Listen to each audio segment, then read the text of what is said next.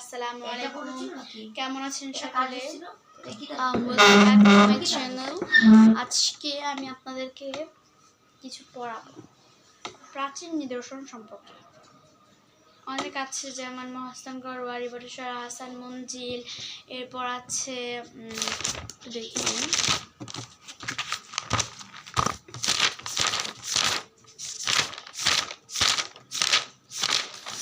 এছাড়াও পাওয়া গিয়েছে আপনাদের পাহাড়পুর, সোনারগাঁও, লালবাগ কেল্লা ইত্যাদি। তো আজকে আমি যে সম্পর্কে বলবো সেটি হচ্ছে মহাস্থানগড়। কি মহাস্থানগড়? মহাস্থানগড় তো অনেকেই শুনেছেন এবং অনেকেই গিয়েছেন। তো দেখুন মহাস্থানগড়টা হাইলাইট করা আছে। মহাস্থানগড় আজকে আমি এই সম্পর্কে পড়াবো। তো মহাস্থানগড় খ্রিস্টপূর্ব ৩য় শতক থেকে পরবর্তী ১৫০০ বছরের বেশি সময়কালে বাংলার ঐতিহাসের সাক্ষ্য বহন করে এই নিদর্শন। এখানে কি বুঝিয়েছে? এখানে বুঝিয়েছে খ্রিস্টপূর্ব মানে ৩য় শতক থেকে ৩য় শতক থেকে পরবর্তী ১৫০০ বছরের বেশি মানে তৃতীয়, এই ৩ খ্রিস্টাব্দের থেকে শুরু করে ১৫ খ্রিস্টাব্দ পর্যন্ত এর বেশি এটি বাংলার সময়কালের ইতিহাসের সাক্ষ্য বহন করেছে। সো এটা সাক্ষ্য বহন করেছে, এটা বুঝিয়েছে। এরপর আছে এটা হচ্ছে মানে মৌর্য আমলে এটা পুণ্ড্রনগর নামে পরিচিত ছিল। এটা কোন আমলে? মৌর্য আমলে পুণ্ড্রনগর নামে পরিচিত ছিল। ঠিক আছে, তো আমরা এখান থেকে কিছু প্রশ্ন পেতে পারি। প্রশ্নগুলো কি? প্রশ্নগুলো হলো বাংলার ইতিহাসে সাক্ষ্য বহন করেছে কত খ্রিস্টপূর্ব পর্যন্ত? তাহলে আমাদের উত্তর লিখতে হবে খ্রিস্টপূর্ব ৩য় শতক থেকে পরবর্তী ১৫০০ বছরের বেশি সময়কালের বাংলার ইতিহাসের সাক্ষ্য বহন করে মহাস্থানগড়। এরপর এখানে আরেকটা তথ্য আছে যে মৌর্য আমলে এটি পুণ্ড্রনগর নামে পরিচিত ছিল। মানে মৌর্য আমল সেন রাজবংশ ইত্যাদি এগুলো একটা আমল থাকে। তো এটা হচ্ছে বর্তমান যুগ। তো মৌর্য আমলে এটি মহাস্থানগড় না, এটা পুণ্ড্রনগর নামে পরিচিত ছিল। মানে এটার নাম আগে মহাস্থানগড় ছিল না, এটা আগে পুণ্ড্রনগর নামে পরিচিত ছিল।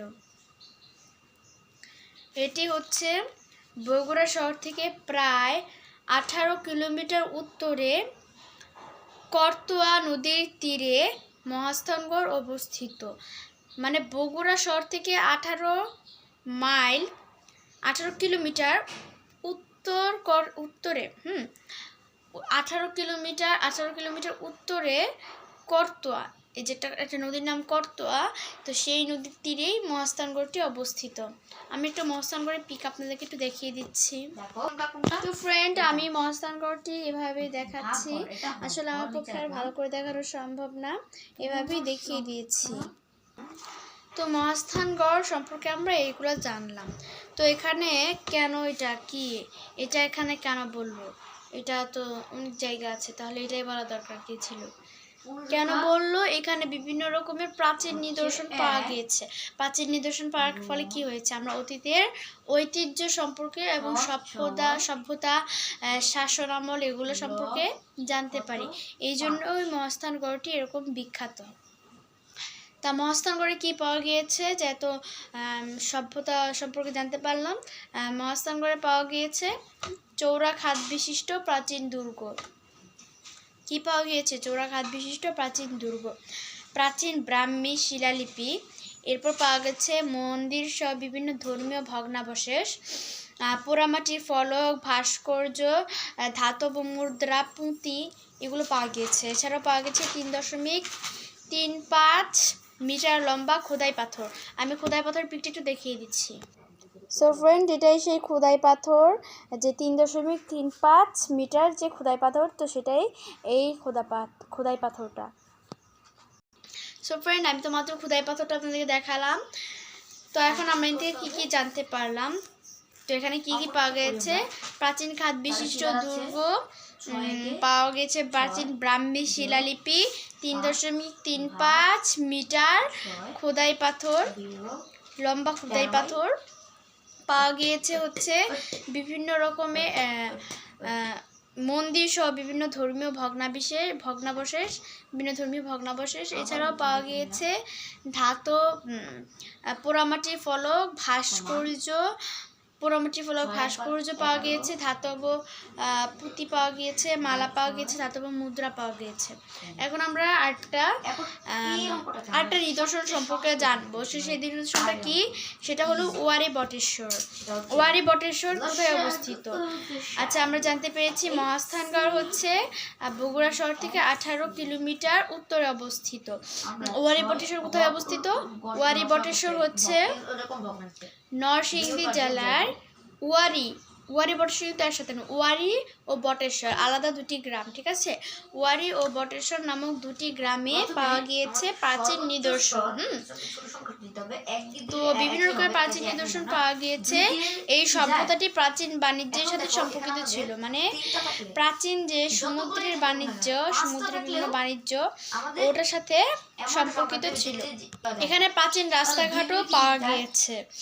এছাড়াও এখানে কি রয়েছে, তো এখানে যে নিদর্শনগুলো পাওয়া গেছে তা হলো ছাপাঙ্কিত রৌপ্য মুদ্রা। রৌপ্য মুদ্রা অনেকে লিখে আসতে পারো, কিন্তু এটা হবে রৌপ্য মুদ্রা। ছাপাঙ্কিত রৌপ্য মুদ্রা পাওয়া গিয়েছে, হাতিয়ার এবং পাথরের পুঁতি। এছাড়াও বিভিন্ন রকমের জিনিস পাওয়া গিয়েছে। তো এত কিছু না লিখে কি করেছে, ছবি দিয়ে দিয়েছে। তো ছবিটাকে আমি আপনাদেরকে একটু দেখাচ্ছি। সো ফ্রেন্ড, দেখুন, এটা হচ্ছে ওয়ারী বটেশ্বরের নিদর্শনসমূহ। এটা হচ্ছে পাথরের মালা, এটা একটা ঘোড়ার মতন দেখতে পাচ্ছি, এটা একটা প্রাণীর মতন দেখাচ্ছে, আমাদের পরিচিত প্রাণী। এটা হচ্ছে একটা মানুষের বর্ণ, এটাও একটা মানুষের বর্ণ, ঠিক আছে। তাহলে আমরা নিশ্চয়ই বুঝতে পারছি বিভিন্ন রকমের নিদর্শন পাওয়া গিয়েছে ওয়ারী বটেশ্বরে। এখন